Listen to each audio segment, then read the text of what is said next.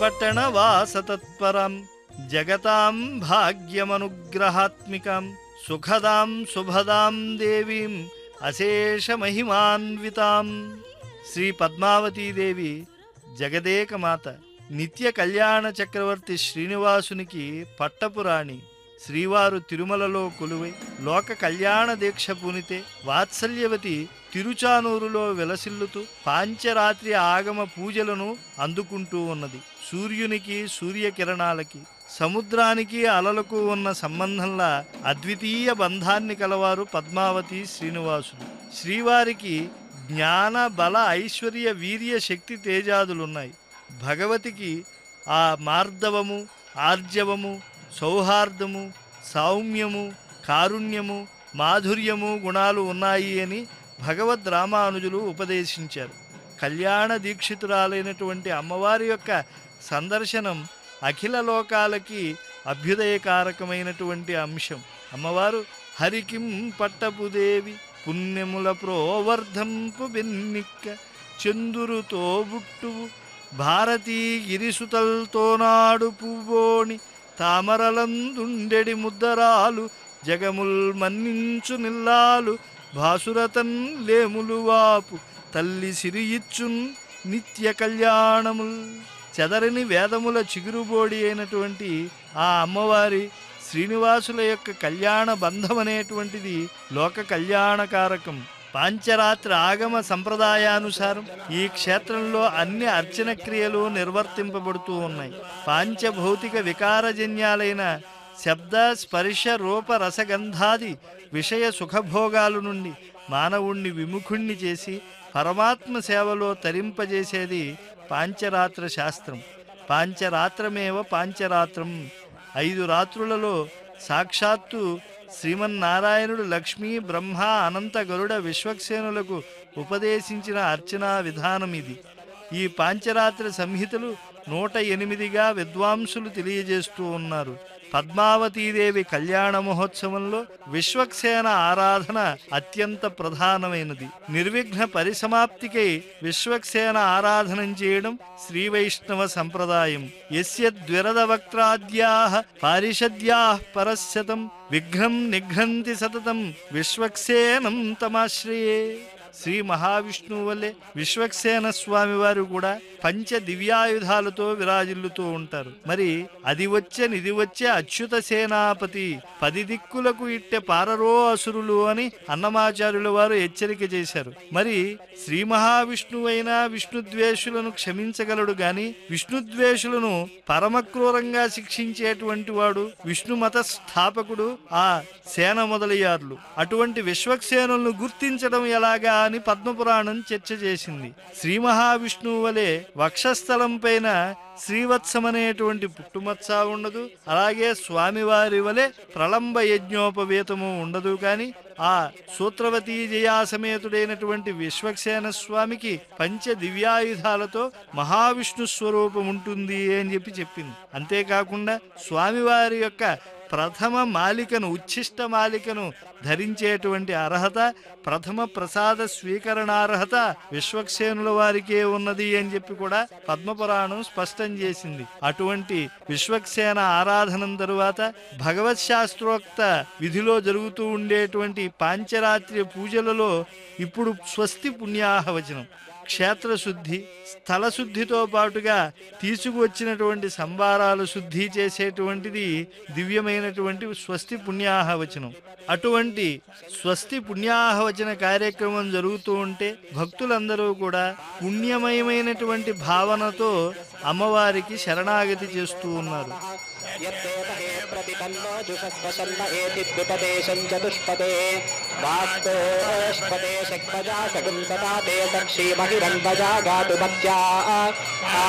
క్షేమ ఉపయోగే వరన్నో యూయం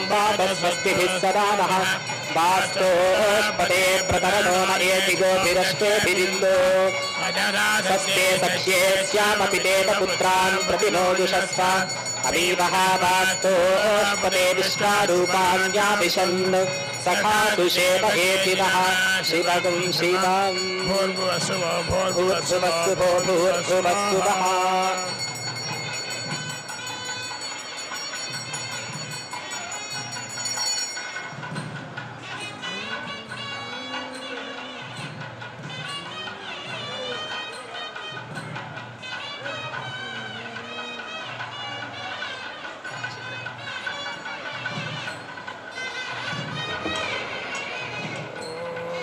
सर्वानुगा एषो कामान् प्रवेशयति यो अग्नीनं पाठाय व्रतमुपैति स यदनिष्टा प्रयायातु अकामप्रीता एनं कामानानुप्रयायुः अतेजा अवीर्यः स्यात् स जुहुयात् तुभ्यन्ता अङ्गिरस्तमा विश्वा सुक्षितयः पृथक् अग्ने कामाय ये विर इति कामानेवास्मिन् दधाति कामप्रीता एनं कामा अनुप्रयान्ति तेजस्वी वीर्यावान् भवति सन्ततिरुता एषा यज्ञस्य यो अग्नीनं पाठाय व्रतमुपैति स यदुद्वायति विच्छित्तिरेवास्य सा तं प्राञ्चमुद्धृत्य मनसोपतिष्ठेत मनो वै प्रजापतिः प्राजापत्यो यज्ञः मनसैव यज्ञकं सन्तनोति भूरित्याह भूतो वै प्रजापतिः भूतिमेवोपैति दिवा एष इन्द्रियेण वीर्येण दर्श्यते यस्याहिताग्नेरग्निरपक्षायति यावच्छन्यया प्रविच्छेतु यदि तावदपक्षायेतु तगुं सम्भरेतु इदन्त एकं पर उत एकं तृतीयेन ज्योतिषा सन्दिशस्व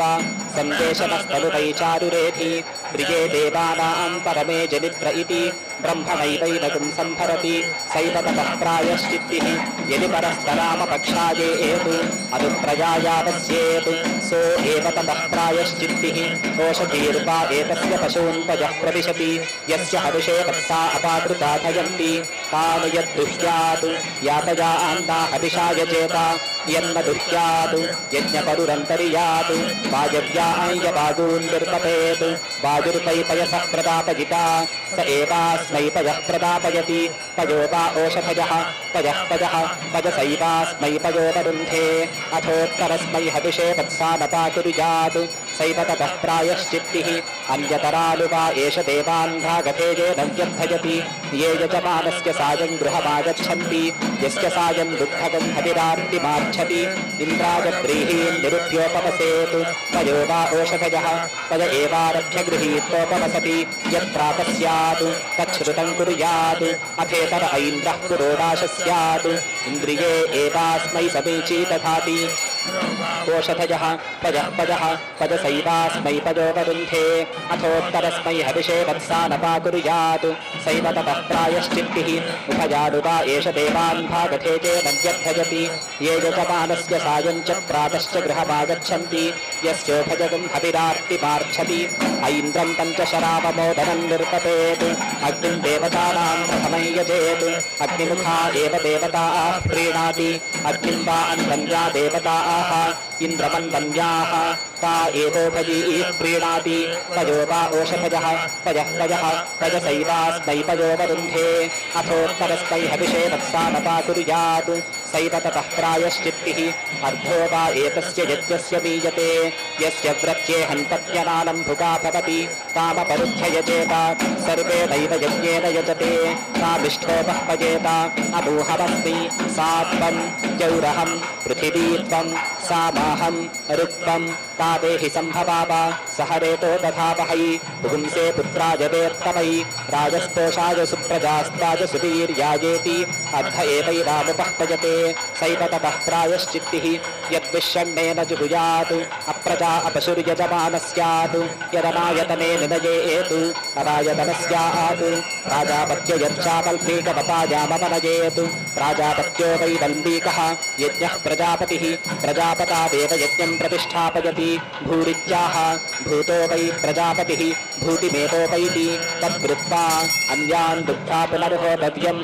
सैव ततः प्रायश्चित्तिः यद्गीतावपन्नेन जुहुयात् अप्रजा अपशुर्यजमानः स्यात् यदनायतने निनयेत् अनायतनः स्यात् मध्यमेन पर्णेन द्यावा पृथिव्ययर्चान्तः परिधि निनयेत्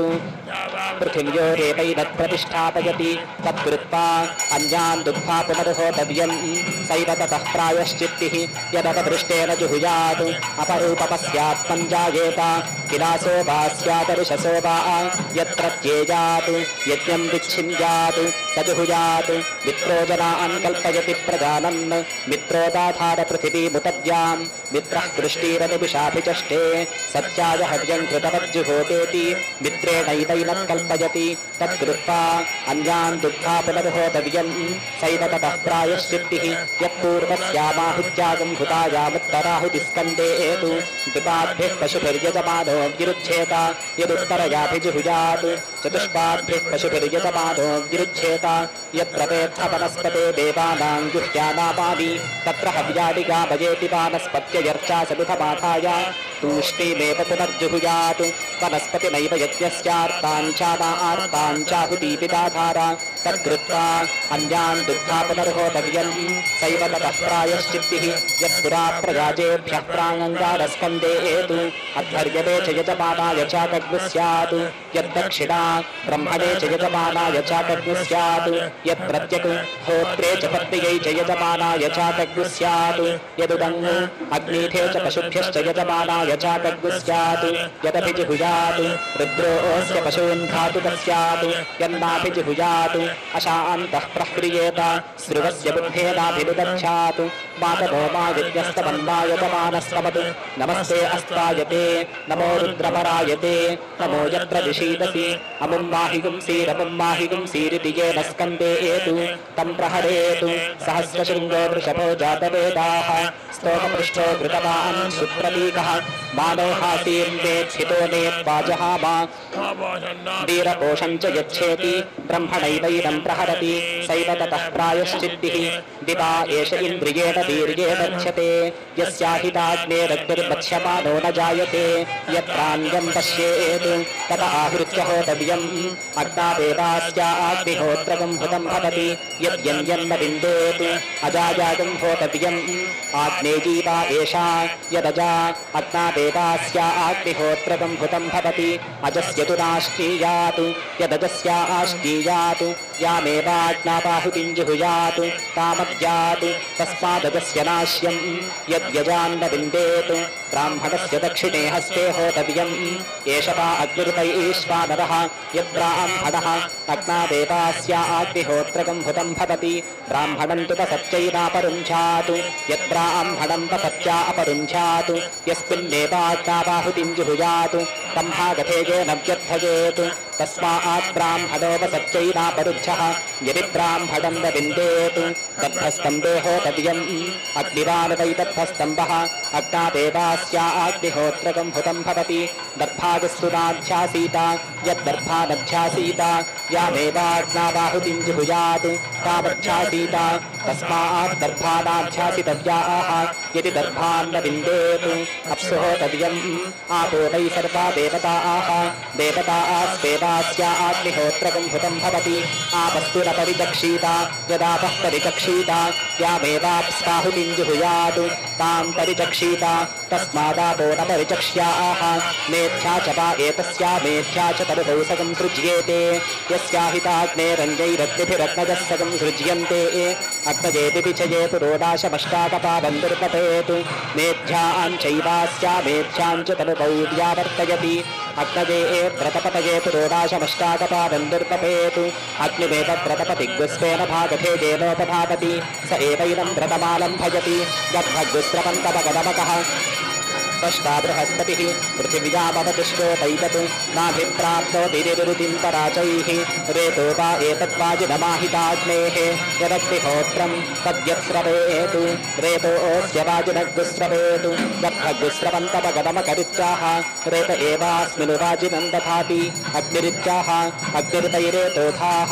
रेत एव तद्दधाति इन्द्र इत्याह इन्द्रियमेवास्मिन् दधाति स्पष्टेत्याह स्पष्टा वै पशूनां मिथुनानागं रूपकृत् रूपमेव पशुषु दधाति बृहस्पतिरित्याह ब्रह्म वै देवानां बृहस्पतिः ब्रह्मणैवास्मै प्रजाः प्रजनयति पृथिव्यामवतिष्ठोतैतदित्याह अस्यामेवैनं प्रतिष्ठापयति नाभिप्राप्नोति निरुतिं पराचैरित्याह रक्षसामपहत्यै याः पुरस्तात् प्रस्रवन्ति उपदिष्टात् सर्वतश्च याः ताभिरश्मिपवित्राभिः श्रद्धां यज्ञमारभे देवा गातुविदः गातुं यज्ञाय विन्दत मनसस्पतिना देवेन वाता आद्यज्ञः प्रयुज्यताम् तृतीयस्यै दिवः गायत्र्या सोम आवृतः सोमपीठाय सन्नयितुं बकलमन्तरमादते आपो देवी शुद्धास्था इमा पात्राणि शुन्धत उपातङ्क्याय देवानां पर्णवल्कमुतशुन्धत पयो गृहेषु पयो अग्नियासु पयो वत्सेषु पय इन्द्राय हविषे ध्रियस्व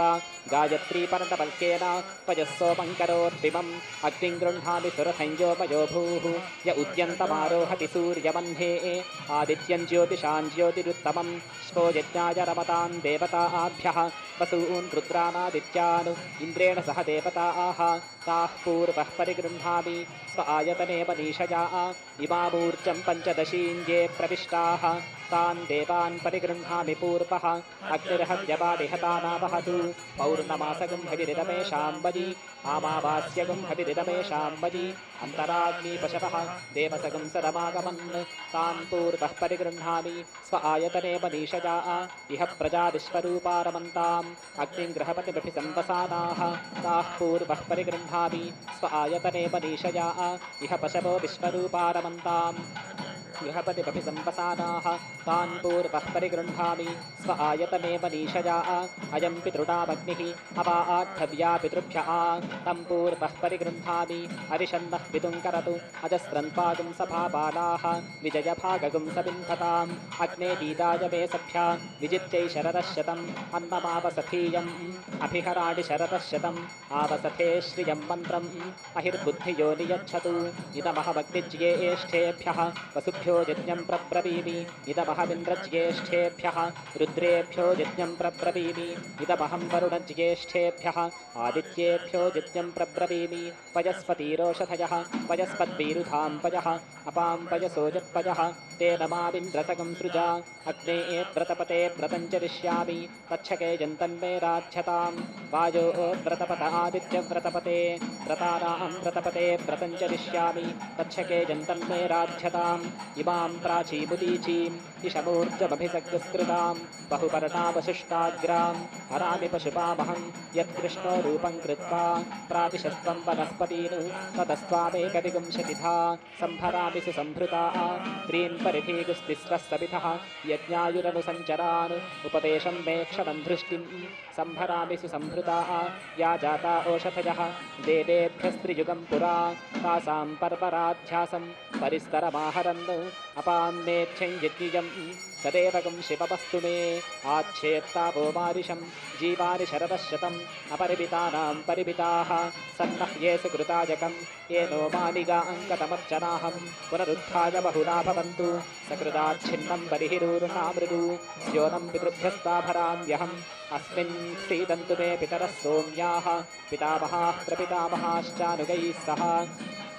दर्भः इयान् प्रादेशसंवितः यज्ञे पवित्रं पोतृतमं पयो हव्यं करोतु मे इमौ प्राणापानौ यज्ञस्याङ्गानि सर्वशः आप्याययन्तौ सञ्चरतां पवित्रे हव्यशोधने पवित्रे स्थो वैष्णवी वायुर्वां मनसा पुनातु अयं प्राणश्चापानश्च यजमानमपि गच्छतां यज्ञे ह्यभूतां पोतारौ पवित्रे हव्यशोधने त्वया देवीं विविदुः पृथिवीं त्वया यज्ञो जायते विश्वदानिः अच्छिद्रं यज्ञमन्वेषि विद्वान् त्वया होता सन्तनोत्यर्थमासान् प्रयस्त्रिगं शोषितन्तूनां पवित्रेण सहाकः शिवेयगं रज्जुरभिधानी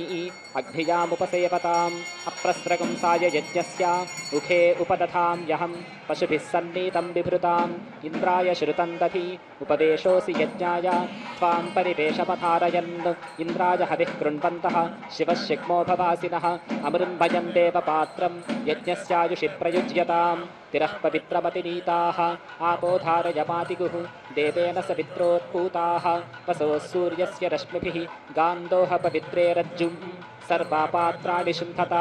एता आचरन्ति पथुमद्दुहानाः प्रजापतिर्यशसो विश्वरूपाः बह्वीर्भवन्तीरुपजायमानाः इह व इन्द्रो रमयतु गावः पूषास्था अयक्ष्मावः प्रजयासगं सृजामि राजस्पोषेण बहुना भवन्तीः ऊर्जं पयः पिन्वमाना घृतं च जीवो जीवन्तीरुपवस्सतेयं यौश्चेमं यज्ञं पृथिवी च सन्दुहातां धाता सोमेन सह वातेन वायुः यजमानाय द्रविणं दधातु उत्सन्दुहन्ति कलशं चतुर्बिलम् इडां देवीं मधुपतीं सुदर्पितं तदिन्द्राग्निजिन्पतकं सूनृतावत् तद्यजमानममृतत्वे दधातु कामधुक्षः प्रणो ब्रूहि इन्द्राय हविरिन्द्रियम् अमूञ्यस्यान् देवानां मनुष्याणां पयोहितं बहुदुग्धीन्द्राय देवेभ्यः हव्यमाप्यायतां पुनः मनुष्येभ्यः पुनर्दोहाय कल्पतां यज्ञस्य सन्ततिरसि यज्ञस्य त्वा सन्ततिमनुसन्तनोमि अधस्तपसि विष्णवेत्पा यज्ञायापि दधाम्यहम् अद्भिररिक्तेन पात्रेण याः पूताः परिशेरते अयं पयः सोमं कृत्वा स्वाञ्योनिमपि गच्छतु पर्णवल्कः पवित्रं सौम्यः सोमाद्भिनिर्मितः इमौ पर्णं च दर्भं च देवानागं हव्यशोधनौ प्रातर्वेषाय गोपाय विष्णो हव्यगं हि रक्षसि उभावग्नि उपस्तृणते देवता उपवसन्तु मे अहं ग्राम्यानुपवसामि मह्यं गोपतये पशून् देवा देवेषु परा आक्रमत्वं प्रथमाद्वितीयेषु द्वितीयास्तृतीयेषु त्रिरेकादशा इह मापता इदगं शके यदिदं करोमि आत्मा करोत्पात्मने इदं करिष्ये भेषजम् इदं मे विश्वभेषजा अश्विना प्रावतं युवम् इदमहगं सेनाया अभीत्पर्यै मुखमपोहामि सूर्यज्योतिर्विभाहि महत इन्द्रियाय आप्यायतां घृतयोनिः अग्निर्हव्यानुमन्यतां खपक्ष्मत्वचपङ्क्ष्वा स्वरूपं तावसुविदं पशूनां तेजसा अग्नये जुष्टमभिहारयामि स्योनं ते सदनं करोमि घृतस्य धारया सुषेवं कल्पयामि तस्मिन् सीतामृते प्रतिष्ठा व्रीहीणां मेधसुमनस्य बाणः आर्द्रः प्रथस्तुर्भुवनस्य गोपाः श्रुत उत्स्नातिचरितामतीनां यस्त आत्मा पशुषु प्रविष्टः देवानां निष्ठामनुयोजितस्थे आत्मन्वान् सोपकृतवानिः भूत्वा देवान् गच्छ सुपर्विन्दयजमानाय मह्यम् इराभूतिः पृथिव्यैरसोमोऽत्रवीतु देवा आः पितरः पितरो देवाः यो हवस्मि ससनुयजे यस्या आस्मिनतमन्तरेमि स्वम्म इष्टग्स्वं दत्तं स्वं पूर्तग्स्वग्श्रान्तं स्वगं भुतं तस्य वेक्तिरुपद्रष्टा वायुरुपश्रोता आदित्योऽनुख्याता द्यौः पिता पृथिवी माता प्रजापतिर्बन्धुः य एवास्मि ससनुयजे मा भेर्मा संविग्धा मा त्वाहि गुंसिषं मा ते तेजोपक्रमीतु भरतमुद्धरे मनुषिञ्च अवदानानि ते प्रत्यवदास्यामि नमस्ते अस्तु मामाहि गुंसीः यदवदानानि ते पद्यन् विलोमाकारुषमात्मनः प्रत्यनजपिकेन तु तत्त आप्यायतां पुनः अज्यायोजनमात्रात् आव्याधात्कृत्यताभिदं मारूरुपामयज्ञस्य शुद्धग्स्पिष्टविदगं हविः मनुना दृष्टां घृतपतीं मित्रावरुणसमीरितां दक्षिणार्धातसम्भिन्दन् अवद्यां एकतो मुखाम् इडे भागञ्जुषस्पनः जिन्वगा जिन्वार्पतः तस्या आस्ते भक्षिवाणस्यामा सर्वात्मानः सर्वगणाः ब्रद्धबिन्दस्व ददतो मे वाक्षायि कुरुपतो मे मोपदसतु दिशाङ्गतिरसि दिशो मे कल्पन्तां मे दिशः दैवीश्च मानुषीश्च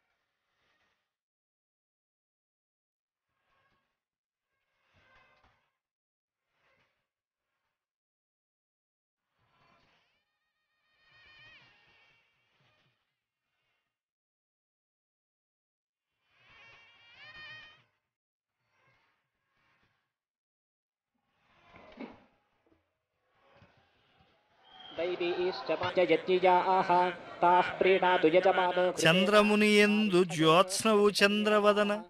ప్రభవు వాసర కరుణందు పద్మనయన దాహశక్తి విపువోడి దహనునందు మృక్కెదను నీకు కళ్యాణమూర్తి లక్ష్మి. తల్లి పద్మావతీదేవి, నీవు ఈ అగ్ని ప్రతిష్టాపనం అనేటువంటి దివ్య కర్మ అగ్ని జరుగుతూ ఉంటే అసలు ఆ అగ్నియందు ఉండేటువంటి దహన శక్తివి నీవే, చంద్రునిలో ఉండేటువంటి చల్లదనానివి నీవే, సూర్యుని యందు ఉండేటువంటి తేజస్సువు నీవే. అటువంటి నీ కళ్యాణత్వానికి నేను మ్రొక్కుతూ నిన్ను ఆశ్రయిస్తూ ఉన్నాను. ఆ అమ్మవారి యొక్క కళ్యాణ కార్యక్రమంలో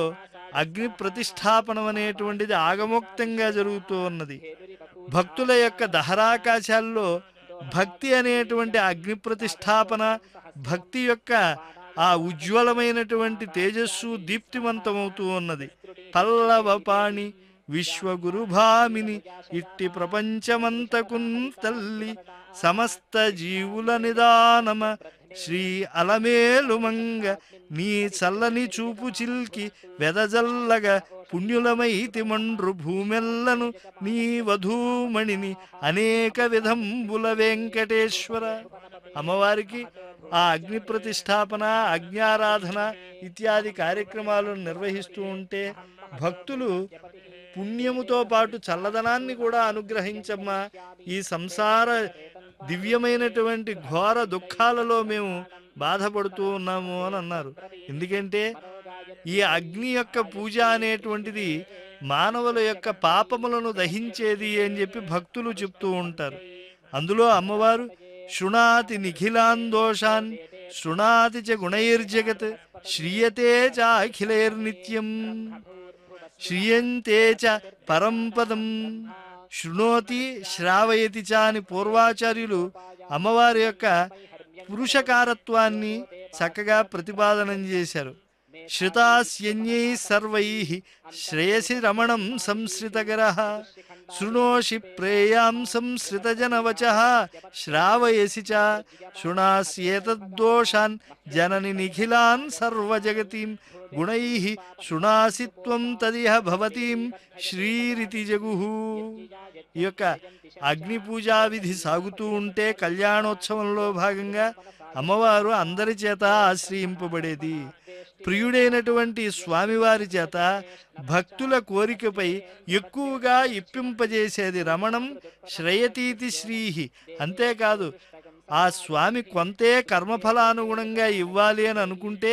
అమ్మవారు ఇంకొంచెం ఎక్కువగా ఇప్పిస్తూ ఉంటారు అనేటువంటి సత్యాన్ని ఆ సాక్షాత్తు శ్రీనివాసుని ముఖతః నారద మహర్షి గారు విన్నారు. మత్ప్రాప్తిం ప్రతి జంతూనాం సంసారే పతతాం అధః లక్ష్మీ పురుషకారత్వే పురుషనోతి. ఇంకా ఇవ్వు ఇంకా ఇవ్వు అని జీవుల పక్కన దయావాదం చేసి స్వామివారికి ఎక్కువ దయను వృద్ధి చేసి భక్తుల యొక్క సంరక్షణ దీక్షను పెంపొందింపజేసేటువంటి అమ్మవారి యొక్క అగ్ని ప్రతిష్టాపన కార్యక్రమం ఆగమోక్తంగా అత్యంత శోభాయమానంగా నిర్వహింపబడుతూ ఉన్నది.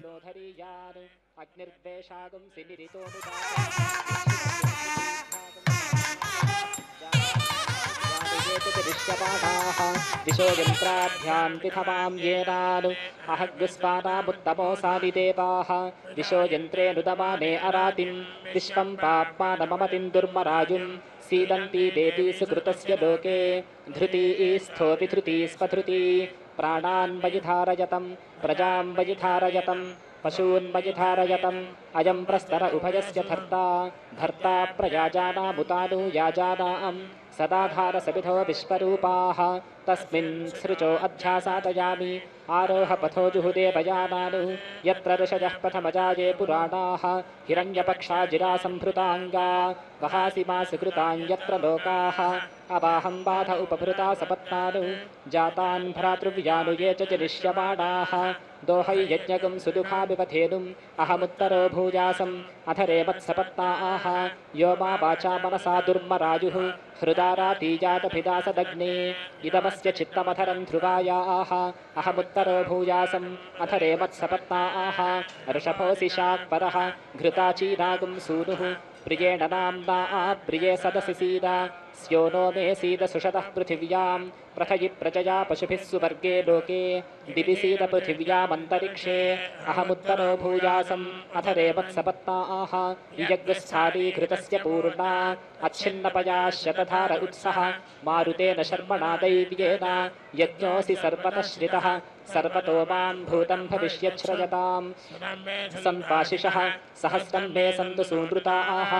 इरावतीः पशुपतीः प्रजापतिरसि सर्वतः श्रितः सर्वतो मां भूतं भविष्यच्छ्रयताम् शतं मे सम्पाशिषः सहस्रं मे सन्तु सूनृताः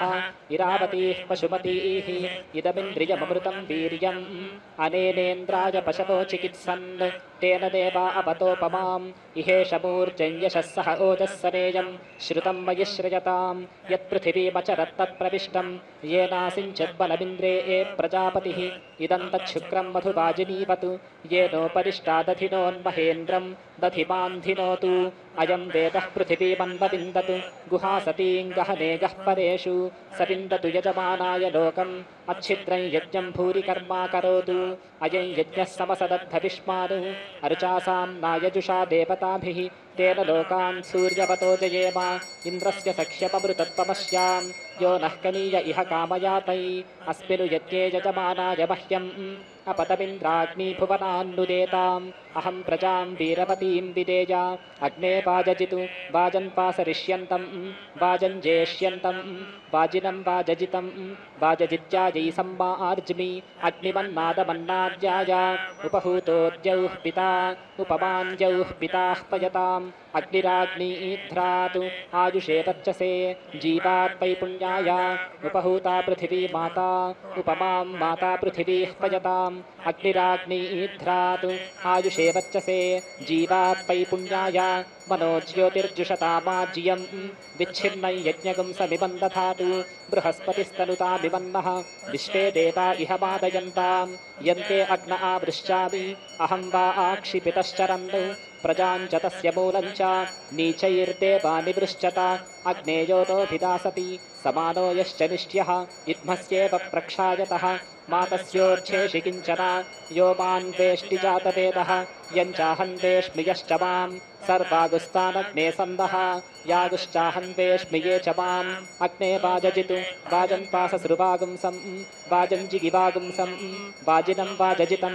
वाजजित्यायै सम्मा आर्ज्मि अग्निमन्नादमन्नाद्याय वेदिर्बरिः श्रुतगं हविः इद्मः परिधयसृचः आज्यं यज्ञ अर्चो यजुः याज्या आश्चपषट्काराः सम्मे सन्नतयो नमन्ताम् इद्मसन्नहने हुते दिवः क्षीणोवततः पृथिव्या अध्युत्थितः तेना सहस्रकाण्डेन द्विषन्तगं शोचयामसि द्विषन्ते बहुशोचतु ओषधेवो अहगं शुचं यज्ञ नमस्ते यज्ञ नमो नमश्च ते यज्ञ शिवेन मे सन्तिष्ठस्व स्योनेन मे सन्तिष्ठस्व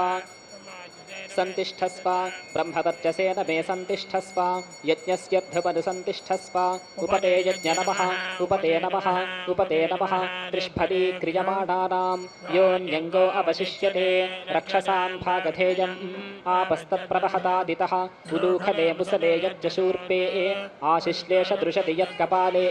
अपपृशो विप्रुषः संयजामि विश्वे देवाः विरितञ्जुषन्तां यज्ञे या विप्रुषः सन्ति बह्वीः अग्नौ ताः सर्वाः स्विष्टाः सुहुता जुहोमि उद्यन्नद्यमित्रमहः सपत्नान् मे अनीनशः दिवैनानुविद्युता जहि निम्रोचन्नतरान् कृधि उद्यन्नद्य विनो भजा पिता पुत्रेभ्यो यथा दीर्घायुत्पस्य हेशिषे तस्य नो देहि सूर्या उद्यन्नद्यमित्रमहः आरोहन्नुत्तरान् दिवम् हृद्रोगं मम सूर्या हरिमाणं च नाशया शुकेषु मे हरिमाणं रोपणाकासु दध्मसि अथो हारिद्रवेषु मे हरिमाणं निदध्मसि उदगादयमादित्यः विश्वेन सहसा सह विशन्तं मम रन्धयन्नु मो अहं विशतो रथं यो नश्यपादशपतः यश्च नश्यपतश्यपातु उषाश्च तस्मै निमृक्च सर्वं पापगं समूहतां यो नः सपत्नो यो रणः मर्तोऽभिदासति देवाः इद्मस्येव प्रक्षायतः मातस्योच्छेषि किञ्चन अपसृष्टः परापता शरो ब्रह्मसगंशितः गच्छामित्रान् प्रविश मैषां कञ्चनोच्छिषः सक्षेदं पश्य विधर्तरिदं पश्य नाकेदं पश्य रमतिः पनिष्ठा ऋतं परिशिष्टम् अमृतायां याहुः सूर्योपरिष्ठो अक्षभिर्दिभाति अनुद्या वा पृथिवी देवपुत्रे दीक्षासि तपसो योनिः तपोसि ब्रह्मणो योनिः ब्रह्मासि क्षत्रस्य योनिः क्षत्रपसि ऋतस्य योनिः ऋतपसि भूरारभे श्रद्धां मनसा दीक्षां तपसा विश्वस्य भुवनस्याधिपत्नीं सर्वे कामा यजमानस्य सन्तु वातं प्राणं मनसान् वारभामहे प्रजापतिं यो भुवनस्य गोपाः सनो मृत्योस्त्रायतां पात्वगंहसः जियोज्जीवा जनामशीमहि इन्द्रशाक्वरगायत्रीं प्रपद्ये तान्ते युनज्मि इन्द्रशाक्वरत्रिष्टुभं प्रपद्ये तान्ते युनज्मि इन्द्रशाक्वरजगतीं प्रपद्ये तान्ते युनज्मि इन्द्रशाक्वरानुष्टुभं प्रपद्ये तान्ते युनज्मि इन्द्रशाक्वरपङ्क्तिं प्रपद्ये तान्ते युनज्मि आहं दीक्षामरुहमृतस्य पत्नीं गायत्रेण छन्दसा ब्रह्मणा च धायि सत्यमृते धायि अरुतं च मे सत्यं च भूतां ज्योतिरभूवगं सुवर्गमं सुवर्गं लोकन्नाकस्य पृष्ठं ब्रह्मस्य विष्टपमगमं पृथिवी दीक्षा तयाग्निर्दीक्षया दीक्षितः ययाग्निर्दीक्षया दीक्षितः तया आत्मा दीक्षया दीक्षयामि अन्तरिक्षं दीक्षा तया वायुर्दीक्षया दीक्षितः यया वायुर्दीक्षया दीक्षितः तया आत्मा दीक्षया दीक्षयामि द्यौर्दीक्षा तयादित्यो दीक्षया दीक्षितः ययादित्यो दीक्षया दीक्षितः तया आत्मा दीक्षया दीक्षयामि दिशो दीक्षा तया चन्द्रमा दीक्षया दीक्षितः यया चन्द्रमा दीक्षया दीक्षितः तया आत्मा दीक्षया दीक्षयामि आपो दीक्षा तया वरुणो राजा दीक्षया दीक्षितः यया वरुणो राजा दीक्षया दीक्षितः तया आत्मा दीक्षया दीक्षयामि तया सोमो राजा दीक्षया दीक्षितः यया सोमो राजा दीक्षया दीक्षितः तया आत्मा दीक्षया दीक्षयामि वाग्दीक्षा तया आप्राणो दीक्षया दीक्षितः यया आप्राणो दीक्षया दीक्षितः तया आत्मा दीक्षया दीक्षयामि पृथिवी त्वादीक्षमाणमनुदीक्षताम् अन्तरिक्षं त्वादीक्षमाणमनुदीक्षताम् द्यौस्त्वादीक्षमाणमनुदीक्षताम् दिशस्त्वादीक्षमाणमनुदीक्षन्ताम् आपस्त्वादीक्षमाणमनुदीक्षन्ताम् ओषधयस्त्वादीक्षमाणमनुदीक्षन्ताम् वाक्त्वादीक्षमाणमनुदीक्षताम् रुचस्त्वादीक्षमाणमनुदीक्षन्ताम् सामानित्वादीक्षमाणमनुदीक्षन्ताम् यजुगुंषित्वादीक्षमाणमनुदीक्षन्ताम् अहश्चरात्रिश्च ऋषिश्च वृष्टिश्च कृषिश्चापचितिश्च आपश्चौषधयश्च ऊर्जसूनुता च तास्त्वादीक्षमाणमनुदीक्षन्ताम् श्वेतक्षेतक्षपिते हसीदा देवानागं सुम्नो महतेरणाय स्वासस्थस्तरुवासं दिशस्व पिते वैधि सूनव आसुषेवः शिवो मा शिवमादिशा सत्यं म आत्मा श्रद्धा मे क्षितिः तमो मे प्रतिष्ठा सवितृप्रसूता मादिशो दीक्षयन्तु सत्यमस्मि अहं पदस्मि पदसि त्वमेतत् ममासि योनिस्तवयोनिरस्मि ममैव सर्वः हव्यान्यग्ने पुत्रः पित्रे लोककृज्जातवेदः आजुह्मानः सुप्रतीकः पुरस्तात् अग्ने स्वायोनिमासीत साध्या अस्मिन् सधस्थे अध्युत्तरस्मिन् विश्वे देवा यजमानश्च सीदता एकविषे विष्णुस्त्वान् वेतु द्वे ऊर्जे विष्णुस्त्वान् वेतु त्रीणि व्रताय विष्णुस्त्वान् वेतु चत्वारि मायो भवाय विष्णुस्त्वान् वेतु पञ्चपशुभ्यो विष्णुस्त्वान् वेतु षट्राजस्पोषाय विष्णुस्त्वान् वेतु सप्तभ्यो होत्राभ्यो विष्णुस्त्वान् वेतु सखायः सप्तपदा अभूमा सख्यन्ते गमेयं सख्यात्ते मायोषं सख्यान् मे मायोष्ठाः सासि सुब्रह्मण्ये तस्या आस्ते पृथिवीपादः सासि सुब्रह्मण्ये तस्या आस्तेऽन्तरिक्षं पादः सासि सुब्रह्मण्ये तस्या आस्ते द्यौः पादः सासि सुब्रह्मण्ये तस्या आस्ते दिशः पादः परो रजास्ते पञ्चमः पादः सा न इषमूर्जन्धुक्ष्वा